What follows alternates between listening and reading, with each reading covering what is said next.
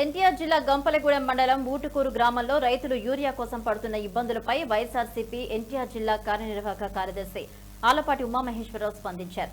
రాష్ట్రంలో యూరియా కొరత లేదని ఎవరైనా కొరత ఉందని చెబితే వారిని జైల్లో పెట్టాలని ముఖ్యమంత్రి అన్నారని, అందుకు భిన్నంగా ఉందని ఉమామహేశ్వరరావు అన్నారు.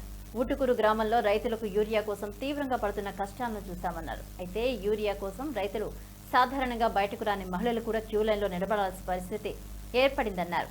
రైతులు పడుతున్న ఇబ్బందుల గురించి గమనించి వారికి సరిపడా యూరియాను వెంటనే అందించాలని వైసీపీ ఊటుకూరు గ్రామ శాఖ, గంపలగూడెం మండల శాఖ తరపున ప్రభుత్వాన్ని కోరారు.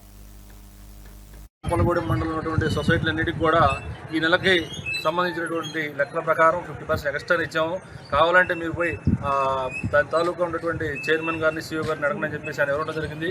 అట్లా చెప్పి గవర్నమెంట్ వారి స్టేట్మెంట్ అయితే యూరియా కట్టలు ఎటువంటి లోపం లేదు, సక్రంగా సప్లై చేస్తామని చెప్పడం జరిగింది. మరి ఇది గవర్నమెంట్ వారి స్టేట్మెంట్కి, ఏఓ గారి స్టేట్మెంట్కి ఇక్కడ ఇచ్చే జరిగినటువంటి సంఘటనకి ఎటువంటి పొంతనం కూడా లేదు.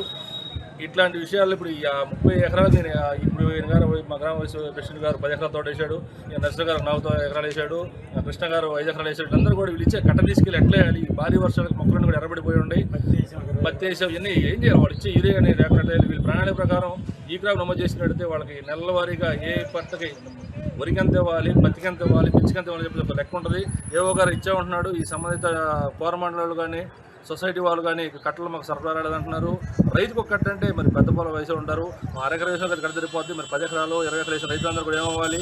దీని గురించి కూడా వాళ్ళేమో సరఫరా చేసాము, యూరియా స్టేట్మెంట్ ఇస్తూ ఉన్నారు.